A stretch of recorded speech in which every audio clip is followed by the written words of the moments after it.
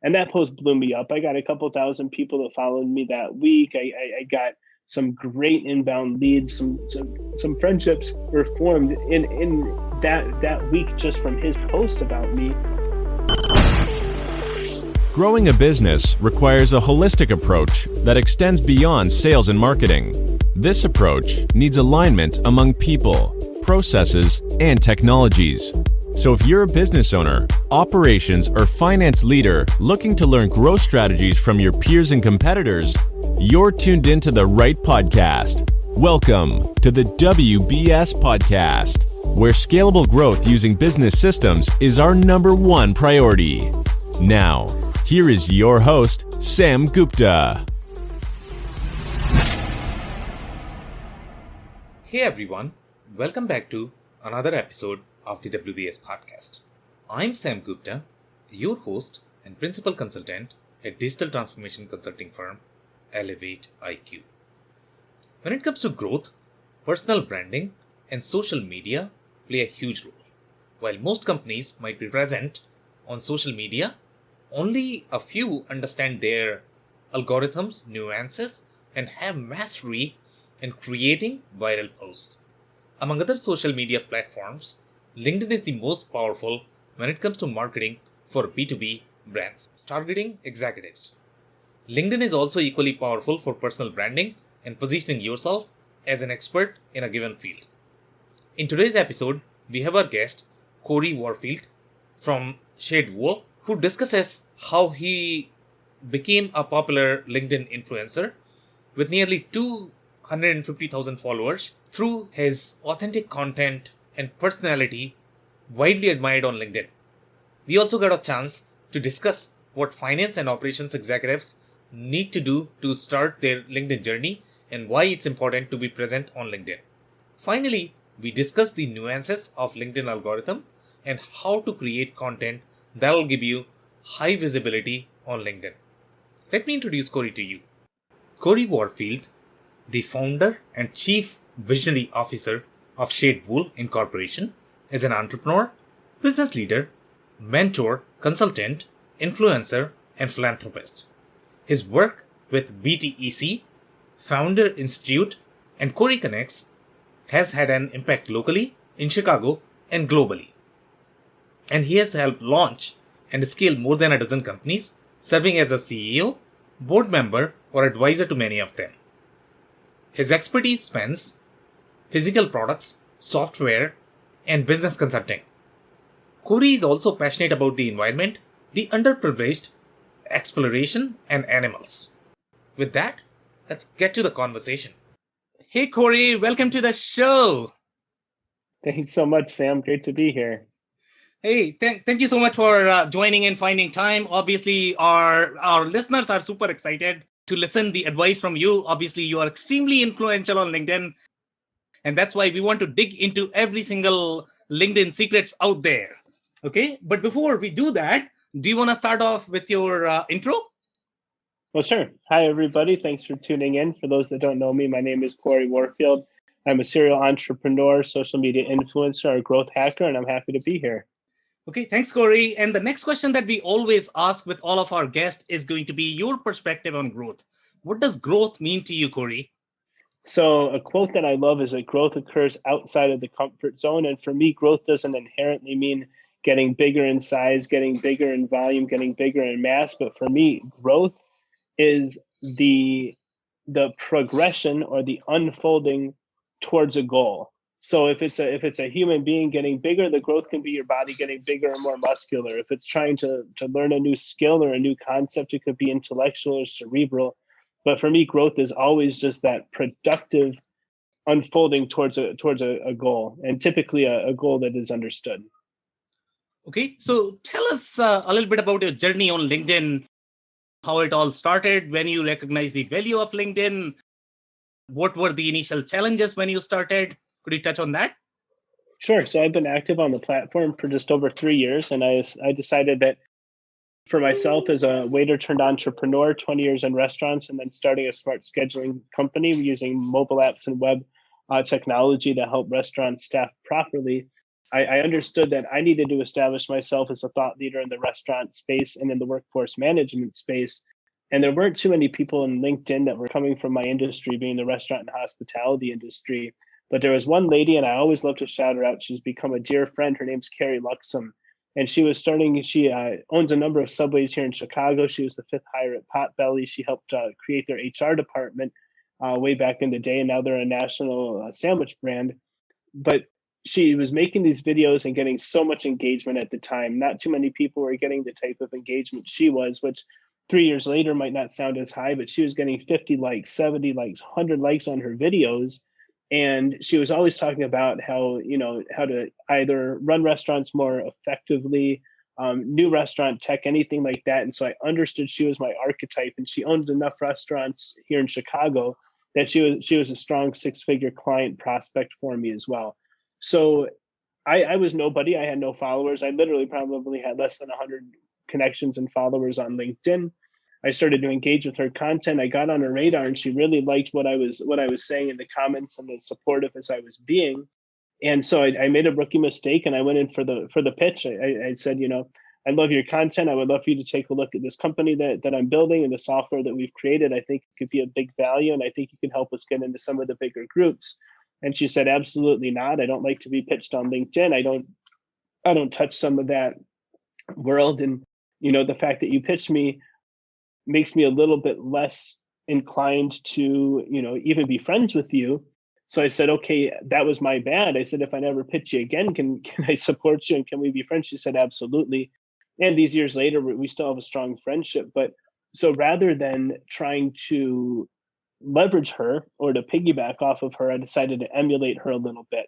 So I started doing my own similar type of videos, and they didn't do well at all. One of my teams now has gone through and scrutinized my 3-year journey on LinkedIn, and they pull up some posts from back then, Sam, that literally still to this day have 0 likes, 3 likes, 18 views, 100 views. And because I'm resilient and because I'm a very patient person, and because I had decided after reading Gabriel Weinberg's book Traction that this was where I needed to really show up and blow up, I just kept at it. And I kept at it for about a month with no traction. My videos got no likes, no comments, no views, but I still kept making them.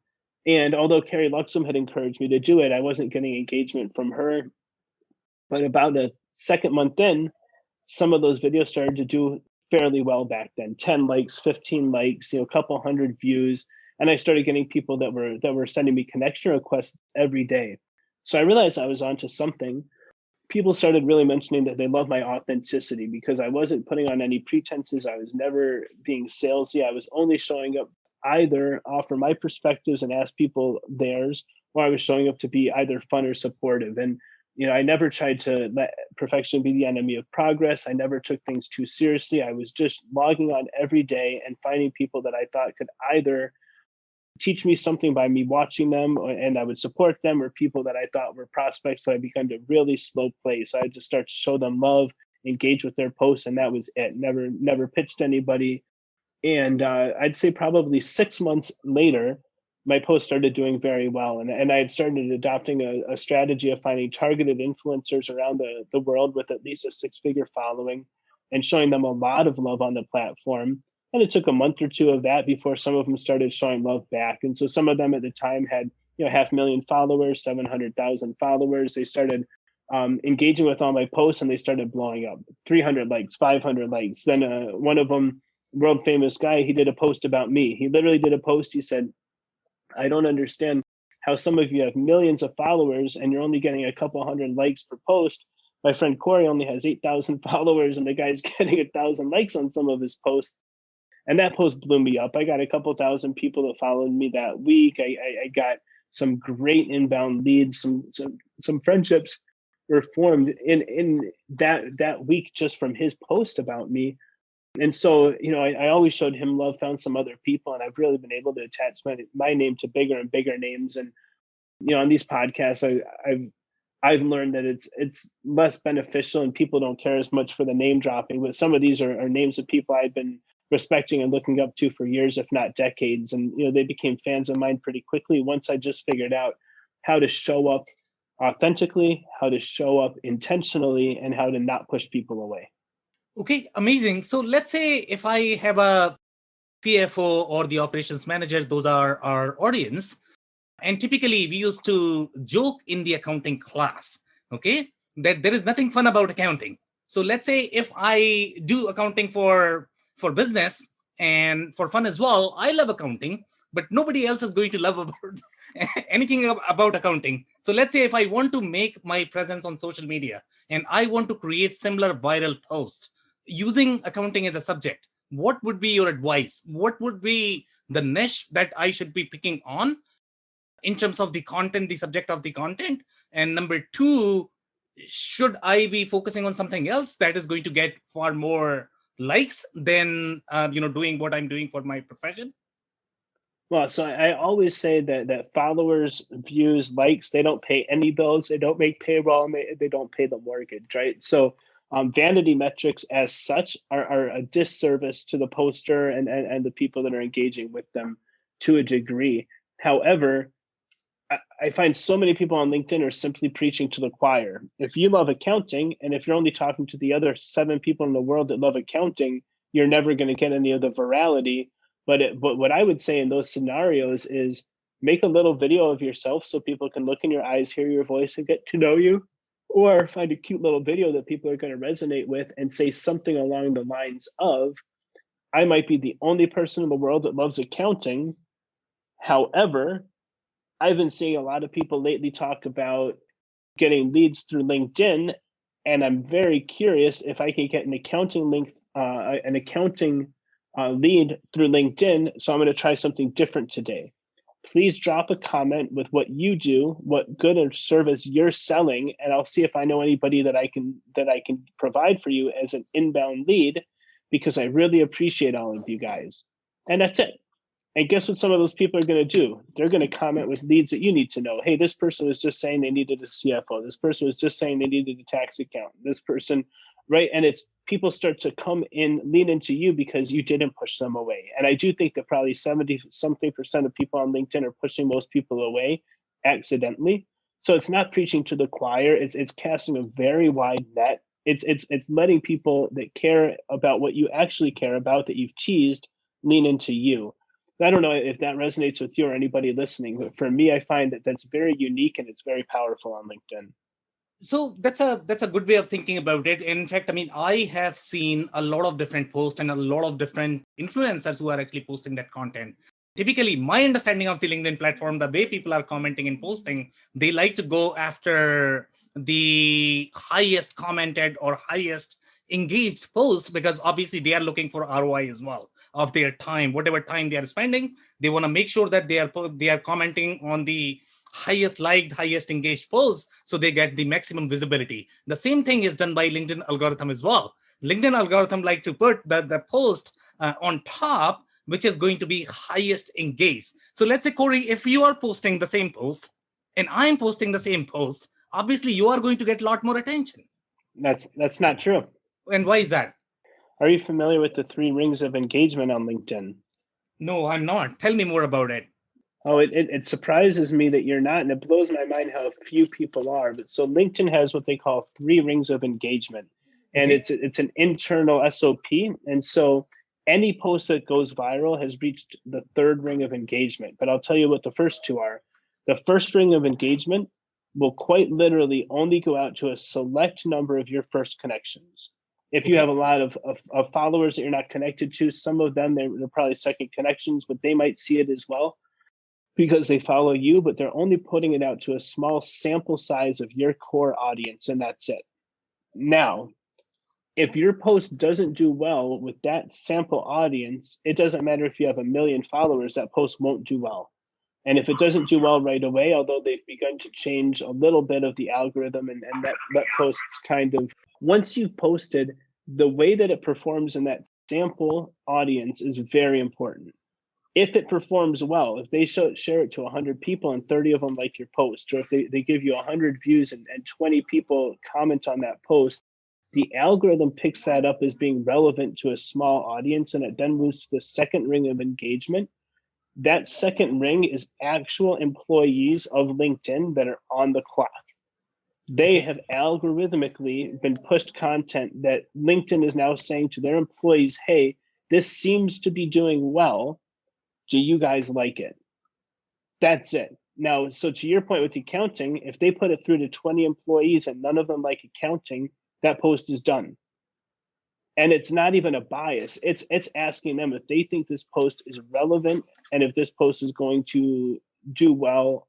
Because if they think, yes, this post is amazing, it makes it to the third ring of engagement. And that ring is the actual second and third connections and all of your followers. Any post that you see get 5,000, 10,000, 100,000 views, it's because they opened up the floodgates. That post algorithmically using the computer science that they initially set up and that they continue to monitor, that said, okay, this person's inner circle likes this. And they even using the SSI scoring and things like that will see if it's the relevant people, what title they are, all that. But this is resonating with people, so it's worth putting it through to our people.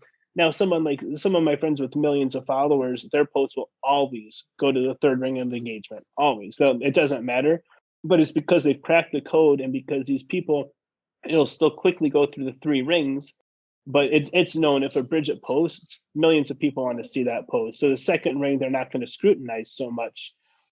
And then there are things the algorithm loves. It loves when people are helping job seekers. It helps when it loves when recruiters are giving people ways that they can actually use the ATS or something like that more to their advantage because that's part of LinkedIn business model.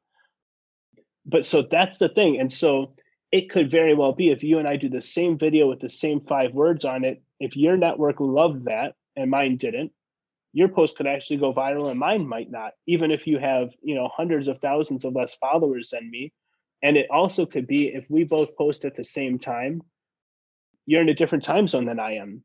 And maybe, that's why I always post very early in the morning and very late at night. I have a lot of reasons for that we don't have time to get into, but there are a lot of variables. And so people that are always going viral have figured that out. They know what time to post. They know what the second ring likes. I hate to tell you this, and anybody listening, but that second ring, they love short, fun, funny videos.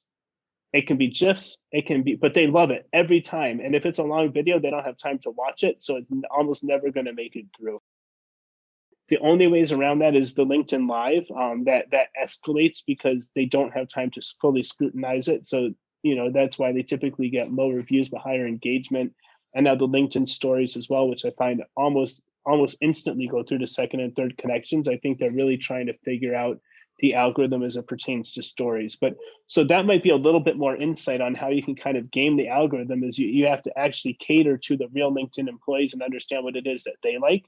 And the way to do that is by studying what else is going viral, because any viral post by anybody on there has passed through that second ring of engagement successfully. Interesting. And do you have any perspective in terms of, some of the content that I am noticing these days? And that's been tradition as well. Everybody is trying to sort of induce the fear, I guess, using the emojis, and that's the start. Or they are trying to grab the attention. Do you have any perspective on that? Why people do that and why everybody is sort of engaging with that content? Yeah, so there are people that put emojis in their names. I think that looks very sloppy, juvenile, and unprofessional. I find the people with the emojis in their names typically are getting very scattered, fragmented, and unstrategic engagement. None of them are prospects. Nobody's leaning into what they do professionally in the comments. But I find some people use emojis in the content of their posts very successfully. I spent about a year using emojis fairly regularly. But what I would do is I would A/B test them. And it used to be that if you did every one of your posts with an emoji, none of them would do well. If you did a third to almost half of your posts with emoji and half not, the ones that had emojis would actually outperform the ones that didn't. But the algorithm needs variation. It doesn't like the same thing over and over and over. But what I found, because I A/B test the algorithm almost daily on LinkedIn as far as performance, and what I've noticed is in the last year, this calendar year, posts with emojis have been doing less and less well. And I've tested it a few times myself. I've done the same post with or without emojis, same day, same time, 1 week apart.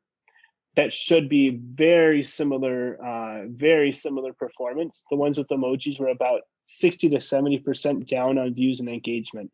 So my testing, at least for me and my network at this point, is that the emojis are hurting posts. Now, again, anybody that has different experiences, it doesn't bother me. I'd love to engage with posts with emojis as well. I think it makes it a little bit lighthearted, a little bit fun, although maybe a little less professional. But I've had clients that have their emojis in their names before, the super long names with 30 words after their name.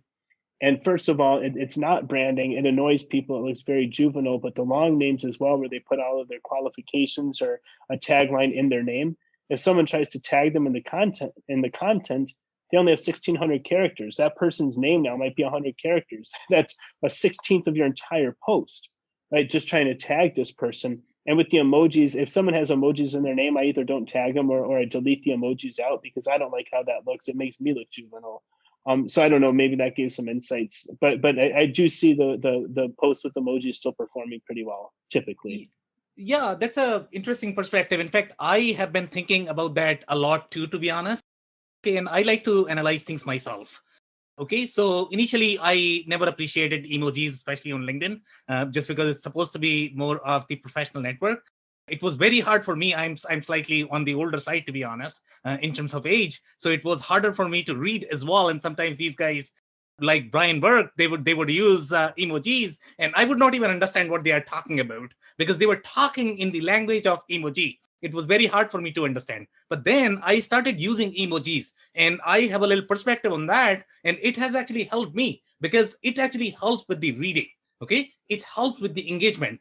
Imagine, let's say, if you had a website that did not have any images whatsoever. Okay, the only thing it had is the wall of text. It's very hard to read. So emojis actually serve the same purpose psychologically in breaking the text. I think that's my perspective. I don't know. What would you say to that? So I like that a lot. I will say a few things. The first is that emojis actually take 2 characters rather than one. So instead of having 16 characters, you only have 800.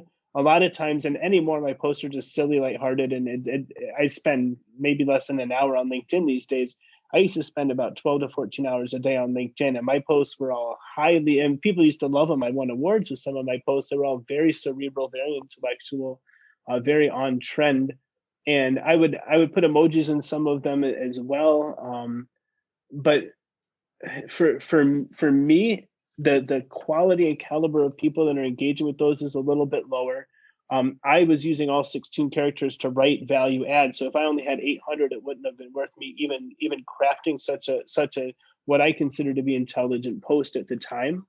And not only that, I can tell you I had a few people, including a global executive of a many billion-dollar company who's a target of mine. He's become a bit of a friend of mine, but he had actually reached out and said, Cory, I'm going to stay connected to you, but I'm going to stop following you because your content annoys me. And I said, okay, I just need to know what it is that annoys you because maybe it's annoying some other people, and I don't want to be pushing people away. I appreciate you're letting me know, and I could probably find this somewhere in my message history. He told me what he didn't like about my post is all the emojis. It made it look like I was an amateur, and from that moment I stopped. I said, I don't need all the views or all the likes. If a person like this person doesn't even want to see my content now, they would be a multi-million-dollar account for me if they signed their restaurant group with their 3 brands under my company Shedwell. I couldn't risk losing $1 million opportunity for a couple silly emojis. And since I've stopped using them, I've had, I don't know how many, but some, more than a couple people actually tell me that they like my content better now that there aren't emojis. So for myself personally, I tend to lean towards not using emojis anymore. I certainly don't. I have coaching clients that I work with, growth clients that use emojis and love them, and they get really upset when they hear that I'm not a big fan. I say, listen, A/B test your post with and without them, and if they do even better with them, then you're onto something, and your audience is different than mine. However, no matter what, if someone loves emojis, I would encourage them to do a split test, an A/B test. Do some posts with it and do some posts without it. See if all those posts do better. Then do a bunch that all have it. Then do a bunch of posts that all don't have it. I can almost guarantee and put my money where my mouth is that people that use emojis every time are going to see lower engagement, lower views, and lower engagement on all of their content. And it's because the algorithm does not like it when you do the same thing every time. Even I can't do a GIF every time. Sometimes I have to switch it to a video. Sometimes I have to do a video myself. Sometimes it has to be text only. I'll put an emoji. Sometimes at the very end of my post, I'll do a peace emoji and a love emoji for peace and love. People seem to like that sometimes, but I've even had some people that I would like to do business with that I respect say, "What are you, a hippie?" With the peace and love. So I don't do that every time either. And again, that's sometimes just to test the performance of those emojis. But I found that they're maybe only slightly net negative, but for me, they're net negative. Interesting, very interesting perspective. And in fact, I don't know if this is going to be really the difference in the background. And I don't know whether this executive was had the operations background or the marketing background. So typically when I talk to marketing folks or sales folks, they are slightly more expressive the way they talk. They always have been. If you talk to finance and operations people like my audience, they are slightly more reserved. Okay, they are not as expressive. So obviously, they are not going to appreciate, I would say, as many emojis just because the kind of community they hang out, and obviously they want to be considered seriously in their community. Otherwise, they'll not be able to hang out with them. I mean, nobody wants to lose their connections or friends just because one silly emoji or a post on LinkedIn, right? So do you have any perspective in terms of, let's say, if you're targeting the sales folks or marketing folks versus the operations or finance folks, then maybe your content strategy should be different, right? Absolutely. And everyone needs to have a strategy that they're executing on. And I think you're absolutely right. Sales and marketing typically are younger people, typically are a little bit more open to risk. So the emojis are risky inherently. The fun, whimsical nature of them does lend better to sales and marketing. The executive that I'm talking about absolutely is a finance and ops guy, and a lot of my target are as well. And I think he was the youngest CEO of $1 billion national restaurant brand, and now he's CEO of he owns many restaurant brands, and they're crushing. I mean, they're I think on their stakeholder call, I think they said they had $7 billion free cash on hand, which is incredible for a restaurant group. So, that's why they're a target of mine. But yeah, absolutely, he is not a sales or marketing guy, and I don't think he resonates with that at all. Yeah, I know. I can tell you that. I mean, because the community they hang out in, it's different. It's if you had the sales and marketing executive, then your experience is probably going to be different. So that's pretty much it for today. I don't know if you have any other advice or any closing thoughts, Cory, before we close. Yeah, Sam, I'll just speak to the one thing you just said, and that's that you don't have as many followers as someone like me. And the one thing I want anybody listening to this, including yourself, to remember is I didn't used to have as many followers as I have either, and nothing has changed. I just split test and A/B test to make sure that I can continue to grow. But it's the same Cory that I was when I had 500 followers, when I had 5,000 followers, when I had 100,000 followers, when I broke 200,000 followers. And my content, my persona, my approach, and myself will be the same when I have 1 million followers. So, it's easy to get caught up on the metrics sometimes, but I think the best thing anybody can do is keep it real, be authentic, and just be here to support one another, and growth will happen organically. Okay, amazing. Thank you so much, Cory, for your time. Really appreciate your advice and insight. Absolutely. It's a pleasure. Nice talking with you, Sam. I cannot thank our guests enough for coming on the show, for sharing their knowledge and journey. I always pick up learnings from our guests, and hopefully you learned something new today. If you want to learn more about Cory, please visit coryconnects.com. Links and more information will also be available in the show notes. If anything in this podcast resonated with you and your business, you might want to check other related episodes, including the interview with Sarah Barnes-Humphrey from Ships, who touches on why LinkedIn is essential for personal branding and community development. Also the interview with Joe Sullivan from Gorilla76, who touches on different aspects of social media and marketing and why marketing organizations need to be reinvented with COVID-19. Also, don't forget to subscribe and spread the word among folks with similar backgrounds. If you have any questions or comments about the show, please review and rate us on your favorite podcasting platform or DM me on any social channels. I'll try my best to respond personally and make sure you get help. Thank you, and I hope to catch you on the next episode of the WBS Podcast. Thank you for listening to another episode of the WBS Podcast. Be sure to subscribe on your favorite podcasting platform so you never miss an episode. For more information on growth strategies for SMBs using ERP and digital transformation, check out our community at WBS.rocks. We'll see you next time.